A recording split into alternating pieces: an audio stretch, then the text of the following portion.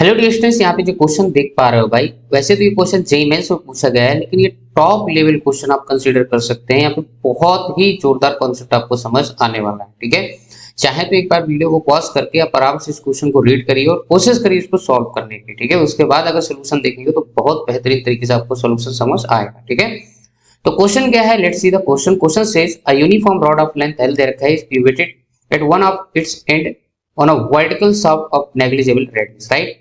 When the shaft is rotated at angular speed omega, the rod makes an angle with it. Seen the figure बताया to find theta equate the rate of change of angular momentum direction going into the paper बताया है।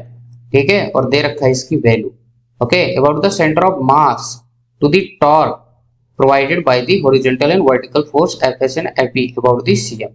ठीक है, तो value of theta then such that. ठीक है, okay, यहाँ पे डायग्राम बना के दे रखा है। सो आपसे कौन सा ऑप्शन मैच करेगा ये आपको बताना है। Okay guys, let's see the solution. बड़ा ही सिंपल, बड़ा ही प्यारा क्वेश्चन है। आपको यहाँ पे टॉर्क दे रखा है। ठीक है, rate of change in angular momentum is nothing but this is torque, और यही चीज आपको यहाँ पे प्रोवाइड किया गया है। किसके अबाउट? सेंटर ऑफ मास के अबाउट। ठीक है, ये दे रखा है ml स्क्वायर डिवाइडेड बाई 12 और साथ में ओमेगा स्क्वायर और आपके पास sine theta into cos theta.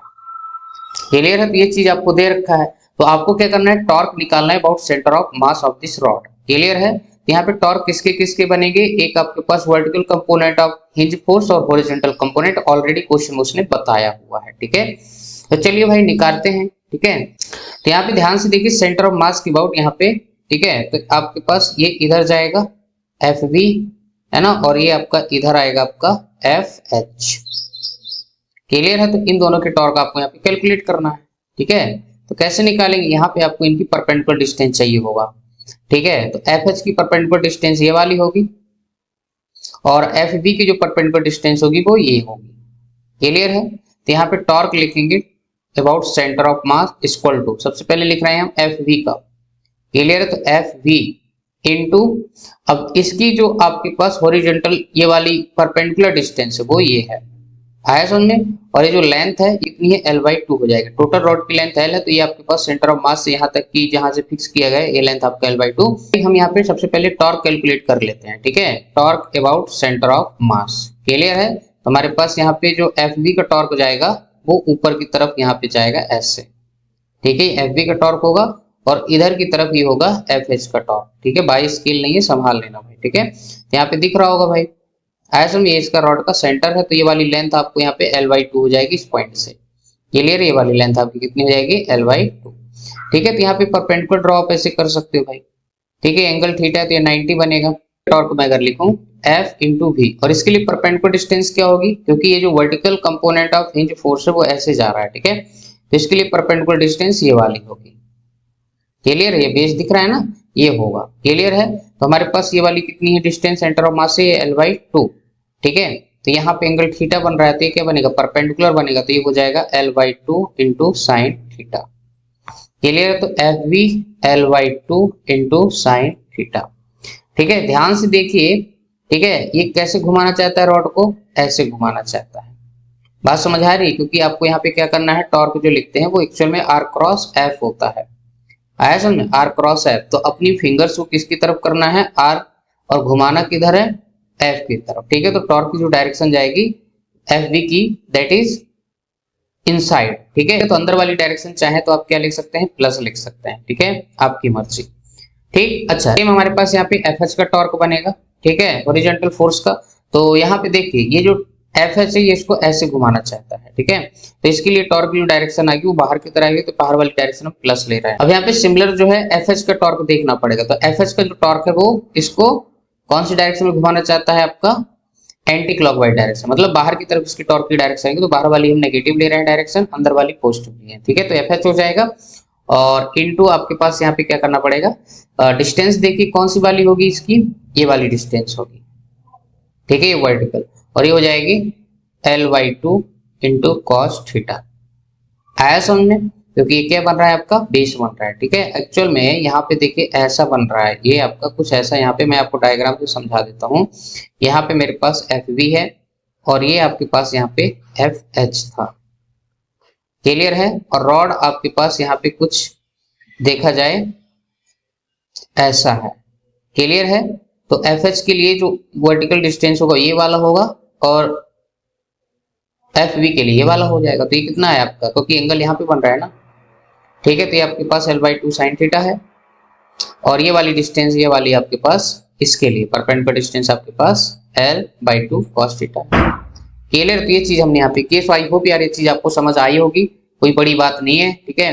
तो ये चीज हो गया, बस हो गया हमारे पास टॉर्क आ गया सेंटर ऑफ मास के अबाउट, इसको इक्वेट कर दो, ठीक है। आपको दे रखा है, बस इसको इक्वेट करना है। हाँ एक चीज और, अब यहाँ पे एफ बी और एफ एच की वैल्यू और चाहिए होगा आपको। अब एफ बी और एफ एच की वैल्यू निकालने के लिए ध्यान से देखिए, हमारे पास यहाँ पे नीचे की तरफ क्या लग रहा है इसका, एम जी रॉड का सेंटर ऑफ मास के अबाउट, ठीक है।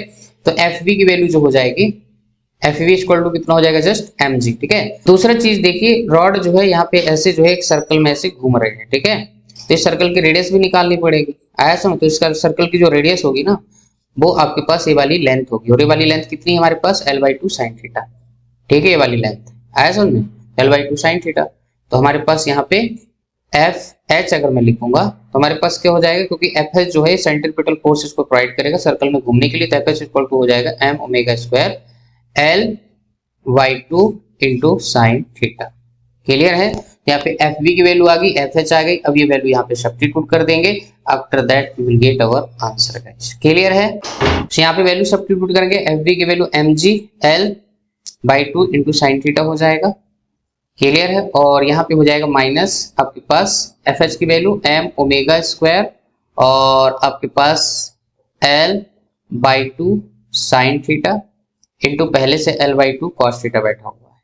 क्लियर है? तो ये हमारे पास टॉर्क हो जाएगा भाई, ठीक है। इसको थोड़ा सा और अच्छे से रीअरेंज करके अपन इक्वेट कर देंगे, आपके पास जो गिवन है M F G L sine theta divided by two और माइनस का हो जाएगा M omega square L square divided by four और हो जाएगा साइन थीटा और ये कॉस थीटा। क्लियर है?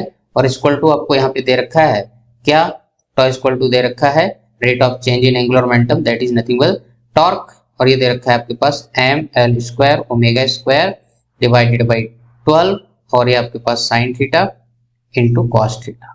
क्लियर है? तो ये चीज हो जाएगा भाई। अब कुछ नहीं करना, हम क्या करेंगे, दोनों साइड इससे भाग लगा दो, ठीक है, डिवाइड कर दो, divide by M comma L comma sine theta on both side, ठीक है। दोनों साइड भाग लगा दीजिए भाई। तो जैसे ही हम भाग लगाएंगे तो ध्यान से देखिए एम एल साइन थीटा, ठीक है, यहाँ पे भाग लगाइए तो हमारे पास क्या बन जाएगा, थोड़ा लिख देते हैं, M G L sine theta divided by आपके पास 2 into M L sine theta minus M omega square L square और यहाँ पे हो जाएगा साइन थीटा कॉस थीटा और डिवाइडेड बाई हो जाएगा 4 एम एल साइन थीटा और इक्वल टू हो जाएगा M L square omega square sine theta into cos theta और डिवाइडेड बाई हो जाएगा आपके पास यहाँ पे 12 M L sine theta. Clear है? ध्यान से देखिए, आपके पास एम एल साइन थीटा ये गया आपका पूरा, ठीक है। यहाँ से एम गया, एक एल गया, साइन थीटा भी गया भाई, ठीक है। यहाँ से भी आपका m2 गया, एक l गया और साइन थीटा गया, ठीक है। यहाँ पे क्या बचेगा, जस्ट आपके पास g बाई 2 बचेगा इधर, माइनस इधर कितना बचेगा, omega square l cos theta और डिवाइडेड बाई क्या बचेगा 4, ठीक है। और इधर कितना बचेगा l omega square cos theta और डिवाइडेड बाई कितना बचेगा 12। आया समझे? तो ये वाला टर्म और ये वाला टर्म दोनों एक साइड ले जाइए। क्लियर है? इसको इधर ले जाइए भाई, ठीक है। बाकी आप कैलकुलेट कर लीजिए तो आपके पास आंसर आने वाला है। जैसे आप क्या करेंगे, जी बाई टू इक्वल टू यहाँ पे लिखिए omega square L cos theta और यहाँ पे आपके पास डिवाइडेड बाई 12 और इधर माइनस से इधर जाएगा तो प्लस हो जाएगा omega square L cos theta और डिवाइडेड बाई क्या हो जाएगा 4, ठीक है। तो omega square L cos theta common आ जाएगा और अंदर हो जाएगा, यहाँ पे ध्यान से देखिए 12 एलसीएम आ जाएगा, यहाँ पे हो जाएगा 1 प्लस यहाँ पे हो जाएगा 3। क्लियर है? तो हमारे पास क्या हो जाएगा, सीधा सीधा 4 omega square L cos theta और डिवाइडेड बाई नीचे क्या बचेगा 12, इधर हो जाएगा जी बाई 2, ठीक है। तो आपके पास हो जाएगा 4 3 जा, समझे। तो हमारे पास कॉस थीटा की वैल्यू चाहिए, तो कॉस थीटा की वैल्यू इधर क्या आ जाएगा 3g divided by 2 omega square L, ये आपका कॉस थीटा हो जाएगा। क्लियर है? आपको इसको इधर भगाना है और एल कॉस थीटा को नीचे भगा देना है, ठीक है। हमारे पास कॉस थीटा जो फाइनल रिजल्ट आ जाएगा 3g divided by 2 omega square है। क्लियर है? यही हमारे पास इस पर्टिकुलर क्वेश्चन का हो जाएगा, आंसर हो जाएगा। क्लियर है? सो चेक कर लीजिए कौन सा बेस्ट पॉसिबल आंसर मैच कर रहा है। Okay, just you can see guys, C is the correct answer. ठीक है, सो आई होप यार सोल्यूशन आपको बढ़िया तरीके से समझ आ गया हो।